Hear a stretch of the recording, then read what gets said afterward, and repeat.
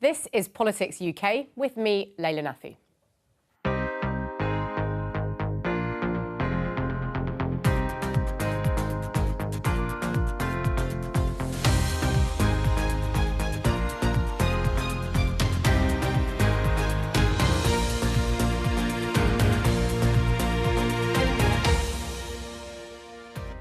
Hello and welcome to your weekly roundup of political highlights. I'll be joined by correspondents in Edinburgh and Cardiff, and here in Westminster by our political correspondent, Susan Hume. On the programme this week, at the Conservative Party conference in Manchester, Rishi Sunak outlines big policy changes on transport, smoking and education. Be in no doubt, it is time for a change, and we are it. The Home Secretary comes out swinging in her response to her critics. We stand with the many. The law-abiding, hard-working, common-sense majority against the few, the privileged woke minority. And Liz Truss draws a big crowd for her speech on the fringe of the conference. I want everybody in this room to unleash their inner Conservative.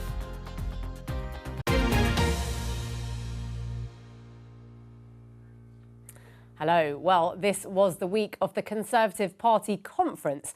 The first half was dominated by speculation that the government was going to scrap the northern section of HS2, the big and expensive high-speed rail project. Now, Susan, Rishi Sunak duly went on to make that very announcement in Manchester, the city that was actually going to lose out on high-speed rail. How did that go down?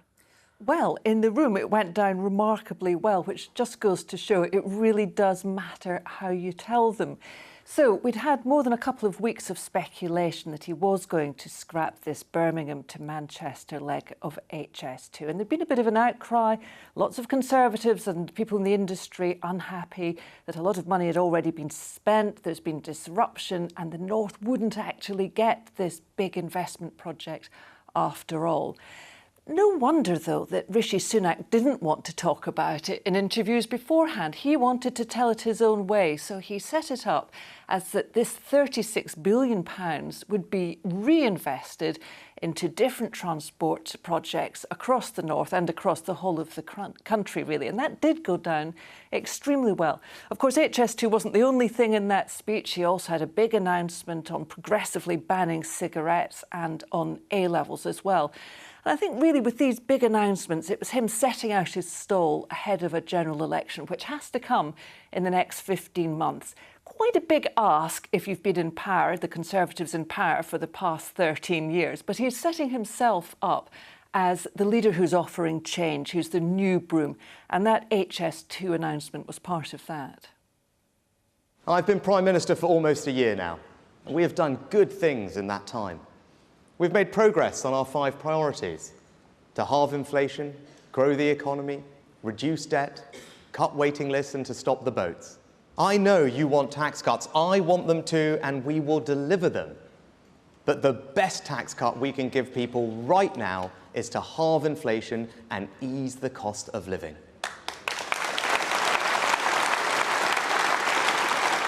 Brexit was more than a vote to leave the EU. It was a vote to change, to become something more. It was a statement of our belief that Britain could begin a new story, one which reached all parts of our country and everyone in it. We must keep making the case for taking back control, because if we don't, our opponents will try and neuter this change. To align us with the European Union so that we never seize the full opportunities of Brexit. Now, we know where Keir Starmer's heart lies on this issue. And we know he can't be trusted on it either. First, he said he'd respect the referendum result. Then, he wanted a second referendum. Then, he wanted free movement. Then, he didn't. He said he wouldn't try and renegotiate our deal. Then, he said he would. And then just 2 weeks ago, he was caught on camera telling a meeting of international politicians that he now just wants to follow all the EU rules. The irony isn't lost on me. While we're busy thinking about the future of the United Kingdom, Keir Starmer's just banging on about Europe. I am cancelling the rest of the HS2 project. And in its place, we will reinvest every single penny, £36 billion, in hundreds of new transport projects in the North and the Midlands across the country. This means £36 billion of investment in the projects that will make a real difference across our nation.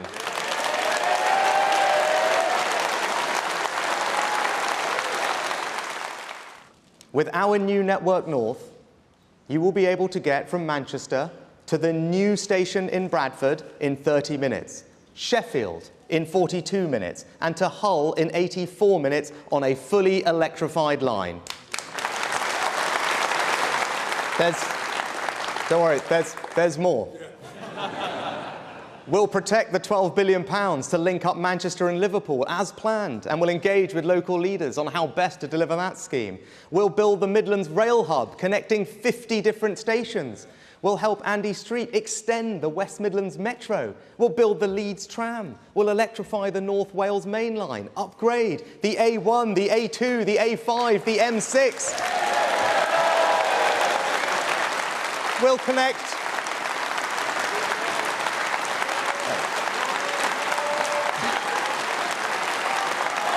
There is more.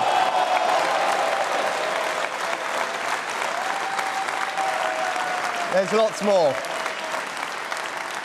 We'll connect our union with the A75, boosting links between Scotland and Northern Ireland. We will fund the Shipley Bypass, the Blythe Relief Road, and deliver 70 other road schemes. We will resurface roads across the country. We'll bring back the Don Valley Line. We will upgrade the Energy Coastline between Carlisle, Workington and Barrow. Build hundreds of other schemes and keep the £2 bus fare across the whole country.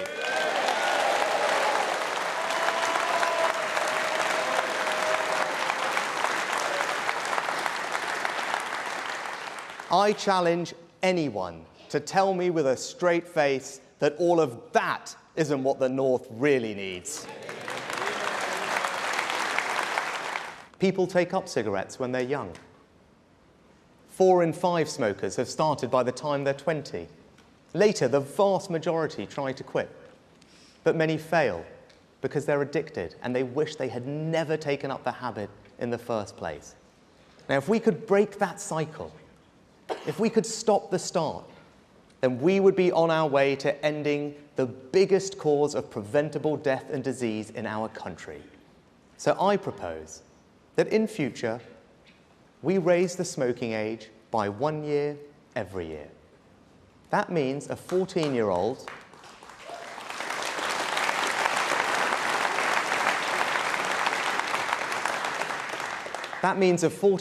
today will never legally be sold a cigarette, and that they and their generation can grow up smoke-free. Smoking places huge pressures on the NHS and costs our country £17 billion a year. We have a chance to cut cancer deaths by a quarter, significantly ease those pressures and protect our children, and we should take it. As any parent or teacher knows, one of the most worrying trends right now is the rise in vaping amongst children. 1 in 5 children have used vapes. We must act before it becomes endemic. So we will also bring forward measures to restrict the availability of vapes to our children, looking at flavours, packaging, displays and disposable vapes. And it also shouldn't be controversial for parents to know what their children are being taught in school about relationships. Patients should know when hospitals are talking about men or women. And we shouldn't get bullied.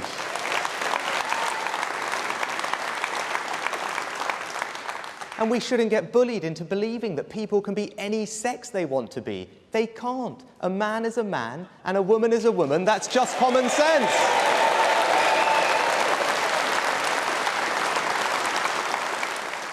My story is a British story. A story about how a family can go from arriving here with little to Downing Street in 3 generations. What does the Conservative Party offer a family of immigrants? The chance to become Energy Secretary, Business Secretary, Home Secretary, Foreign Secretary, even the chance to become Prime Minister. Now, I am proud to be the first British Asian Prime Minister, but you know what?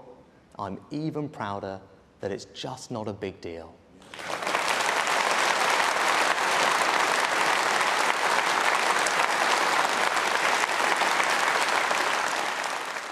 We will introduce the new rigorous, knowledge-rich, advanced British standard, which will bring together A-levels and T-levels into a new single qualification for our school leavers. First, this will finally deliver on the promise of parity of esteem between academic and technical education, because all students will sit the advanced British standard. Second, we will raise the floor, ensuring that our children leave school literate and numerate in order to attract and retain more teachers, those who teach key subjects in schools, and for the first time in our further education colleges too, will receive special bonuses of up to £30,000 tax-free over the first 5 years of their career. Our teachers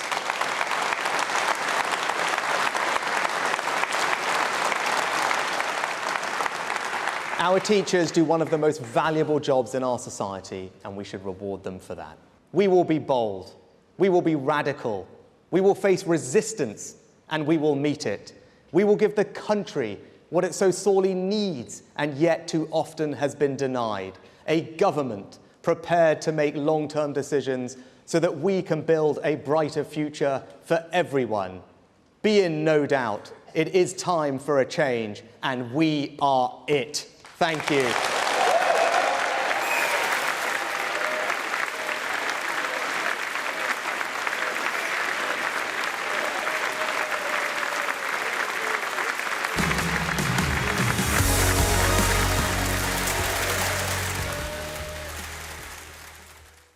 Rishi Sunak there with his wife giving his first speech at conference as Prime Minister. He hopes it won't be his last. Now, Susan, the Home Secretary, Suella Braverman, had been criticised quite strongly by several senior Conservatives during the week for comments she had made in a previous speech about multiculturalism. But her speech at the Tory conference went down pretty well, didn't it? Yeah, I mean, she may have come in for some criticism of what she had to say about multiculturalism and about refugees, but she wasn't abashed. She doubled down on it, in fact, and it went down, as you say, very well with the conference. I mean, who knows? Maybe she's got an eye to the future if there ever is a vacancy in the top job, because a lot of what she had to say in that speech, not a lot of policy announcements, but a lot of things that would please the grassroots, of course, have a say in any future leadership contest. Not everyone liked everything she had to say. She, like Rishi Sunak, actually had something to say about gender and trans issues. And one person, a senior Conservative member of the London Assembly, Andrew Boff, had been heard to say, quite quietly really, criticism of that and saying there was no such thing as gender ideology. But security were onto him pretty fast and he was bundled out and had his pass taken away. However, let's hear what she had to say about migration first. One of the most powerful forces reshaping our world is unprecedented mass migration. The wind of change that carried my own parents across the globe in the 20th century was a mere gust compared to the hurricane that is coming. Because today, the option of moving from a poorer country to a richer one is not just a dream for billions of people. It is an entirely realistic prospect. Against a backdrop of increasing illegal migration into Europe, small boat crossings to the UK are down by 20% compared to last year.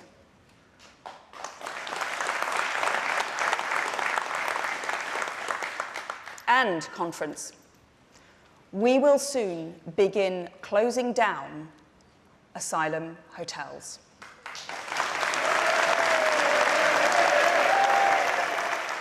Our country has become enmeshed in a dense net of international rules that were designed for another era.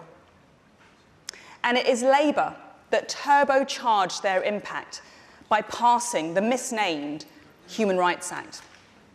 I'm surprised they didn't call it the Criminal Rights Act.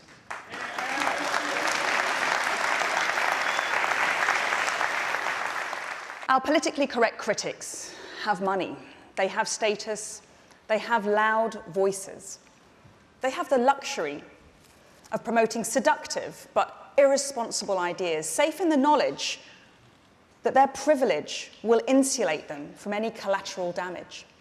The luxury beliefs brigade sit in their ivory towers, telling ordinary people that they are morally deficient because they dare to get upset about the impact of illegal migration, net zero, or habitual criminals.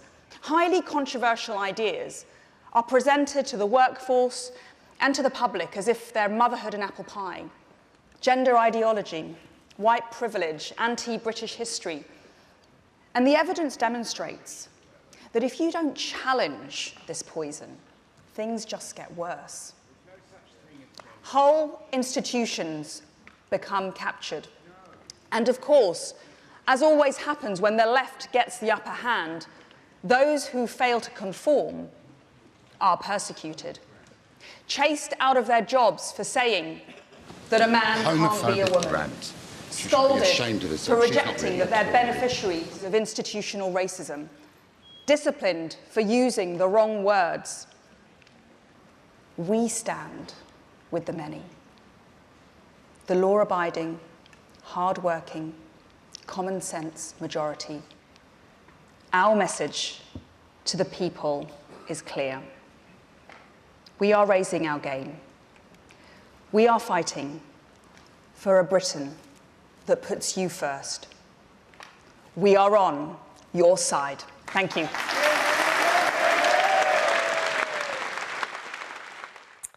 Suella Braverman there, certainly getting the response she wanted inside that hall, and she hopes beyond. But Susan, the Chancellor, Jeremy Hunt, gave quite a low-key speech in comparison. Do you think that was a deliberate strategy? Yeah, well, quite possibly. I mean, Jeremy Hunt, he's been around a long time. He's done a lot of the big jobs and he has stood for the leadership before and is probably not going to do that again. So perhaps he didn't feel he had to play to the crowd in quite the same way. Normally, the Chancellor's speech is quite a big occasion for the governing party's conference. So it was surprising that this one was quite so short and quite so low-key. In fact, it sort of finished and everybody went sort of, whoa, you know, is that it finished? I wonder if that's partly because he has got a big financial statement coming up, the autumn statement next month. Maybe that he wants to actually play things quite quietly, hope for the economy to improve and make a bigger splash then. We Conservatives know if you get the economy right, everything else comes right too. So right now we're focused on bringing down inflation. Nothing hurts families more when it comes to the weekly shop, heating bills or pump prices, which is why the Prime Minister's pledged to halve it. And we're getting there. It was 11%, it's now down by 40%. The plan is working. And now we must see it through, just as Margaret Thatcher did many years ago. Conference, when we halve inflation, that's not a 1% income tax cut. It's a 5% boost to incomes compared to if it stayed the same. Conservatives will always protect public services, but we're also honest about the taxes that pay for them. After a once-in-a-century pandemic, and the biggest energy crisis in a generation, the level of tax is too high. Now, some say that's inevitable. The Institute for Fiscal Studies said last week it's likely to be what they said was a decisive and permanent shift to a higher tax economy. Conference, they're wrong. We need a more productive state, not a bigger state.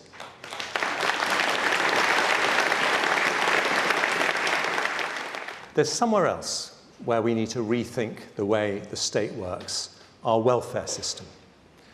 I'm proud to live in a country where, as Churchill said, there's a ladder everyone can climb, but also a safety net below which no one falls. That safety net is paid from tax.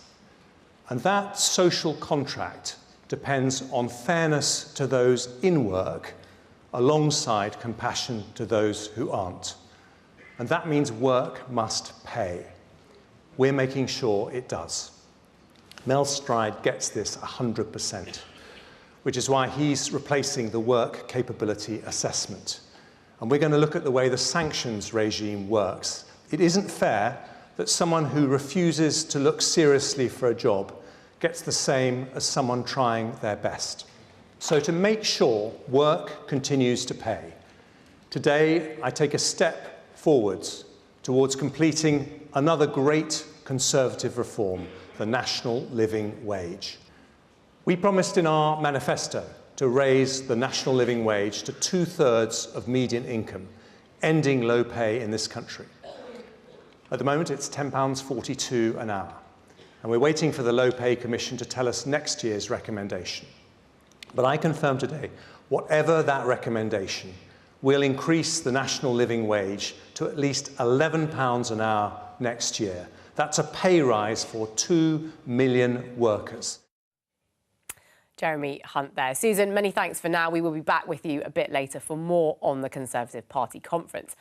But to Edinburgh now, and our Scotland political correspondent Jenny Davidson at the Scottish Parliament in Holyrood. Jenny, what's been happening this week? Well, of course, the biggest political story here this week is the Rutherglen and Hamilton West by-election. Unfortunately, we don't have the result of that in time for recording this programme. But on by-election day, Holyrood was sitting as usual. And at First Minister's questions, it was all about policing, police budgets, police officer numbers, police stations, both the Conservatives and Labour going on that. Now, it comes in a week where a number of issues around justice have emerged, rising prison population expected to reach a record high, increasing violence in Scottish prisons due to drug taking, warnings from the Scottish Police Federation that people may die due to police cuts, concerns about police vetting, and the expectation that Police Scotland was about to confirm the closure of a number of police stations. So let's get a taste of some of that. Humza Yousaf is forcing Police Scotland to close dozens of stations, but he won't say where. He's leaving them with no option but to stop investigating every crime, but he won't say which crimes. And he's forcing the police to cut officer numbers to the lowest level on record, but he won't say how low. Now, for a First Minister that loves the sound of his own voice, it seems quite stark that he is silent when it really matters. Members, silent on all of these questions. Let's hear Mr. Ross. Let's just be very clear. Humza Yousaf is a criminal's dream. He doesn't want them stopped, he doesn't want them caught, and he doesn't want them in jail. I think Douglas Ross is just jealous because nobody likes the sound of his voice, I'll tell you, presiding officer. Let us. I know the Conservatives are in their post-truth stage. Yeah, exactly. A government that is a UK government that is out of ideas, and I hope out of time very, very shortly. But let's stick to the facts, because the facts tell us this, that there are more officers per head in Scotland than in Conservative-led England and Labour-led Wales. Crime is down under this government. Hear the First Minister. Officers are paid more fairly, in fact are the best paid in the entire UK. So a slightly tetchy exchange there, and the First Minister earned himself a telling off by the presiding officer for suggesting that Douglas Ross was lying about the figures, and he had to be asked 3 times to apologise for that. And Jenny, we've talked a lot already about HS2 in this programme, but there were questions around another major infrastructure project in Scotland this week, the A9 dual carriageway. The commitments to that go back quite a long way, don't they? That's right, it does. It goes way back to 2007-2011 SNP manifesto commitments. Now, the A9 is a very significant road in Scotland. It's the main road up through north to south through central Scotland, connecting to the Highlands. And the commitment was that the whole section from Perth to Inverness would be turned into dual carriageway. That's partly for safety reasons. It is a very dangerous road with a high number of road deaths. Now, back in 2011, the Scottish Government published a plan setting out the stages of completion of the roughly 88 miles of upgrades, and it was going to be completed by 2025. Now we're only at about 11 miles so far being completed. Earlier this year, Transport Minister Jenny Gilruth confirmed it wouldn't be finished for 2025. She said that target was unachievable. Now, the Public Petitions Committee has been looking into this, and it heard from Alex Neil, who was the Infrastructure Secretary back in 2011, and he was very insistent that that date of 2025 had been carefully worked out and that it was realistic. Clearly, you were satisfied at the time that the decision was announced that there was a detailed programme in place that would allow for the project to be completed by the date that was specified, and that within the funding allocations that were anticipated to be available, a reasonable expectation that this project could be funded without compromising the ability of the government to proceed on other projects that were of an important nature as well. So something happened. And I wonder, at the time that you made the decision, even though there was a manifesto commitment, was there resistance at all? I didn't set a date and then ask officials to give me a programme to meet that date. I asked them for the date, and I asked them that it had to be absolutely, they had to be absolutely sure that physically all the work could be done as they had recommended by 2025, and the money would be there in the long-term capital programme, which the Finance Department confirmed at the time under John Swinney that it would be. So there is no question in my mind whatsoever that everybody agreed, and it was the official advice that it could be done, and each stretch could be done by the time that I laid out. Now, Alex Neil didn't mince his words. He called it extremely disappointing and a betrayal of a promise to the people of the Highlands and Islands that it wasn't going to be completed on time 2025. He also suggested perhaps his successors hadn't tracked this as well as they could have done. And he suggested to the committee that they really should try and get hold of all the paperwork since 2011 to kind of find out where it all went wrong. And there's another ongoing issue that we have discussed many times on this programme, that of RAAC concrete, bubbly concrete. This week, a Holyrood committee started taking evidence on some of the challenges in dealing with it. What was discussed? Well, of course, because this is such an emerging issue of concern, people don't really know enough about it. So the local government committee was hearing from experts to just find out how it needs to be dealt with, what needs to be done now, and what some of the issues are. And of course, this was demonstrated even more this week. The Aberdeen City Council said it thinks that perhaps around 500 homes in the city may have RAAC in them. So it continues to emerge. Now, the committee was hearing from experts in areas like architecture, like engineering, and also from public bodies that are dealing with RAAC. A number of issues were raised, things like the need for a register perhaps of buildings, because no one knows what buildings actually have RAAC in them, the need for involvement of more health and safety experts who can actually prioritise, because not all of it needs dealt with now, they were saying, but there needs to be a consideration of the levels of risk in each case, and also issues around a lack of experts who actually have a background in working with RAAC. Even once we have a solution, be it a temporary or permanent one for a building, we do not have contractors hanging about at the bus stop waiting to make a start on this. There is a procurement lead-in period, and it will do us no good if we have a perfectly well-designed remediation solution if we are 3 or 4 months waiting for a contractor to do that. Now, we can't just throw any old contractor at this kind of work for exactly the same reason as we've discussed professionals. To put this in context, the RIS has been unable to find a single architect that has ever worked on a RAAC building, presumably because of the age of material. We've spoken to contractors and we've found few of them outside the hotspots that have been identified today that are familiar with the techniques required. And that has an impact on pricing, it has an impact on lead-in and therefore our ability to deliver timeliest solutions to what is, I think we all acknowledge, quite a high-risk situation in some cases. And Peter Drummond, who you heard from there, was also quite outspoken about the kind of lessons that need to be learned from this and similar issues around things like cladding, saying that we need to stop focusing on short-term magic fixes, as he said, and wonder products in the construction industry. Jenny Davidson at Holyrood, thank you very much. But over to Cardiff now and our Wales political reporter, Teleri Glyn-Jones, who's at the Welsh Parliament, the Senedd. Teleri, how did the Welsh Government react to the scrapping of the northern leg of the high-speed rail project HS2 this week? Well, HS2 has always been really controversial here in Wales, and that's because it was designated from the beginning as an England and Wales project, even though not a metre of track was ever going to be laid in Wales. The justification for that was that the leg to Manchester would be travelling through Crewe, which connects to the North Wales main line, so at least part of the journey for people travelling from North Wales to London would be quicker. The upshot of that is that Wales wouldn't get a penny of consequential cash from HS2, unlike Scotland and Northern Ireland.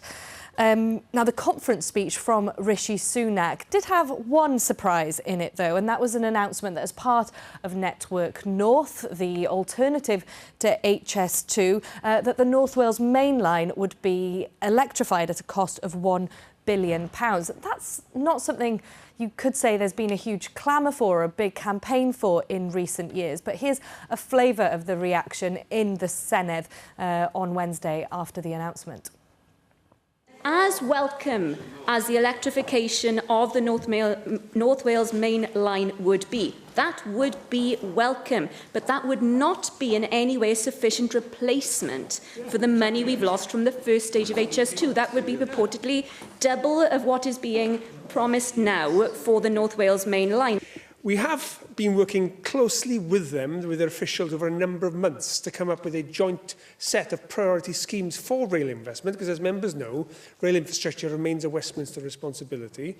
And we are close to a point of getting agreement on 3 tranches of schemes that we can jointly agree are the right ones for Wales. And I must say, electrification on the North Wales line was nowhere near the top of the list. In fact, it will take at least 10 years. As far as we are aware, no development work has been done on this at all. None. We have no idea of the cost of it. £1 billion has been quoted. This is a finger in the air figure, and I don't even know where that has come from. Now, further to this debate, the Economy Minister, Vaughan Gething, was on Newsnight and said the plan for electrifying the line in North Wales was a back-of-a-cigarette packet plan. And the Secretary of State for Wales, David T.C. Davis, later in the week did concede that it probably would cost more than the £1 billion budgeted. But I think it's fair to say that this plan has had a cautious welcome in Wales, especially the fact that the spending in England would have consequential cash for us here in Wales. But particularly considering the UK government's record on delivering infrastructure projects in Wales, particularly electrification, considering that in 2017, electrifying the line to Swansea was scrapped by the UK government. Plenty still to be worked out. Now, it emerged this week, didn't it, that 500 jobs will be lost in the Rhondda Valley after the collapse of a window and door company. That also came up in the Senedd. Yes, it's hard to overstate, really, what a blow these 500 jobs are, especially in that area. UK Windows and Doors, this company had been in discussions with the Welsh Government and the local authority as recently as this summer, talking about expansion. The Welsh Government say they went very quiet, very suddenly, and actually ended up letting their workforce know about their plans over a video call. The Welsh Government has said that their priority is assessing the viability of the business, whether it can be sold off in any way, in parts at least, or whether there's scope for a management buyout. Vaughan Gething, the Economy Minister, outlined the support available for those workers affected in the Senedd. While working through this task, we will also ensure that our employability team is ready to provide rapid and effective support for the workforce. Where businesses fail, we do have a bespoke package of support for workers affected, with free training and help with the costs of finding new work that can include childcare and transport. Our approach in bringing together unions, local authorities and the DWP and others is also crucial in helping workers to find new jobs quickly. I think this story is particularly interesting because it raises wider questions about what really can the Welsh Government do with the powers, the levers that they have, with such strong economic headwinds in order to stop this kind of thing happening. I think it's fair to say, really, that all they can do is soften the blow for these workers and any other workers that lose their job in this economic climate. But for those 500 in the Rhondda, an area with long-standing deprivation issues, it's going to be a very fearful winter a few months ahead. And unfortunately, dangerous dogs remain in the news this week with yet more attacks. One victim was actually a member of the Senedd, Jack Sargent, and he's been speaking about it. Yes, Mr Sargent was talking about the impact on his dog Coco in rural affairs questions. They were talking about the organising of a summit to deal with dangerous dogs and attacks, and he revealed that he himself had been a victim and he'd actually had to lie down on top of Coco in the park to protect the dog from two other loose dogs. This is what he had to say. Minister, it was a few weeks ago where myself and my dog, Coco, the King Charles Cavalier, were involved in a violent attack from two Staffordshire Bull Terriers, both off their leads. However, I must pay tribute to the 6 members of the public who came to our rescue that day. Remarkably, I was physically okay from the attack. I was more mentally shook up, still am, Minister. Coco, after 6 trips to the vets, seems to be on the road to recovery, thankfully. Now, we've already heard from members across the chamber today, Heaven David in particular, about how things can go tragically wrong when it comes to dog attacks. I'm grateful to your responses in response to promoting sensible and responsible dog ownership. I wondered if you could, what consideration you've had of one specific ask of promoting a responsible dog awareness campaign, particularly looking at reminding dog owners in Wales of their legal obligations to keep dogs and their animals under proper control in all places at all times. Jack Sargent there. I was just going to mention it's worth looking at the BBC Wales News website for pictures, very cute pictures of Coco the dog and the recovery she's making on this one. Now, powers to legislate against dangerous dogs are not devolved, so the Welsh Government isn't able to ban dangerous dogs. But Leslie Griffith said that an awareness campaign to promote responsible dog ownership was something they could do, and it was something she would take to the summit that was being organised. Leila. Teleri, many thanks. Teleri Glyn Jones there in Cardiff Bay. Now, returning to the Conservative Party conference that's been happening in Manchester this week. Susan, it wasn't just the Prime Minister who wanted to talk about the Tories' tilt towards the motorist, did he? It was the Transport Secretary, Mark Harper, too. Yeah, I think this speech for the Transport Secretary, Mark Harper, must have been a funny old gig because, of course, there was huge transport news this week, the scrapping of that northern leg of HS2, but he couldn't talk about that at all. It was still under wraps for the Prime Minister's big moment, so what on earth could he talk about? One of the things he did focus on was this idea that's been causing some concern in some quarters about 15-minute cities. That's the idea that everybody should live no more than 15 minutes cycle or walk from the things they need, like shops or schools or healthcare. It might sound like quite a good idea, but some people are very concerned that it's a kind of a plot to keep everybody close to their own homes, a sort of pandemic-style lockdown almost. Now, the Transport Secretary didn't embrace that, but he did give a nod towards those fears and the sort of clamp down on the motorist. Right across our country, there is a Labour-backed movement to make cars harder to use, to make driving more expensive, and to remove your freedom to get from A to B how you want. First of all, I'm calling time on the misuse of so-called 15-minute cities. Now, there's nothing wrong with making sure people can walk or cycle to the shops or school. That's traditional town planning. But what is different, what is sinister, and what we shouldn't tolerate is the idea that local councils can decide how often you go to the shops and that they ration who uses the roads and when, and they police it all with CCTV. So today, I am announcing that the government will investigate what options we have in our toolbox to restrict overzealous use of traffic management measures, including cutting off councils from the DVLA database if they don't follow the rules. Mark Harper there, the Transport Secretary, not able to make the big announcement in his brief at the conference. But away from the main conference hall, Susan, Liz Truss, the former Prime Minister, drew huge crowds. I mean, she was almost like a celebrity guest there, wasn't she? Yes, and of course, a year ago, she was arriving at the Conservative Party conference as the Prime Minister. She didn't, of course, last much longer because the financial turbulence caused by her policies forced her out of office. Now, some people after an experience like that might have wanted to stay away, but Liz Truss ain't that kind of a girl, so she was there. And of course, she was voted to that top job in the first place by grassroots Conservatives who liked her policies of cutting taxes to promote growth. And she still believe in it, still believe it can work. And they were indeed queued out the door and down the hallway to come and hear her speak. We need to unleash business across Britain. We need people to want to invest in our country. We need businesses to be able to expand, to grow, to create new jobs, to create new ideas. That's why I'm calling upon the Chancellor at the autumn statement to put corporation tax back down to 19%. And the fact is that over the last 25 years, we've had relatively low economic growth. We've had relative economic stagnation.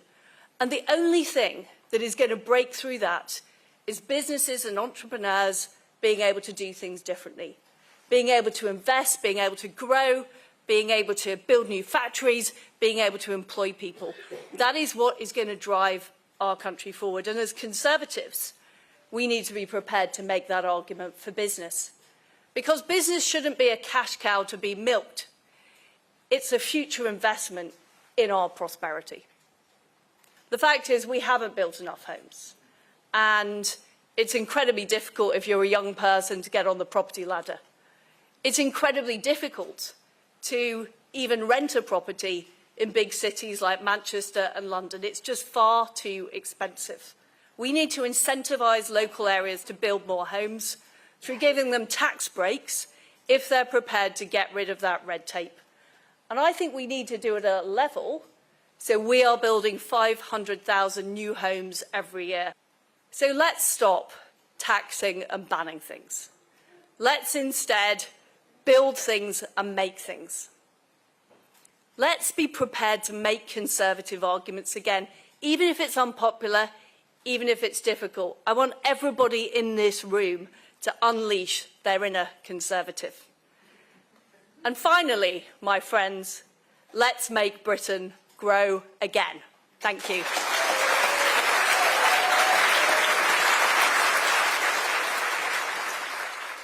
Make Britain grow again, the rallying cry from Liz Truss. Very much still having her say, wasn't she? Susan, many thanks indeed for being with us and bringing us up to date on the goings-on in Manchester. But that is all from us this week. Politics UK will be back next Friday with coverage of the Labour Party conference in Liverpool. But from all of us here, goodbye.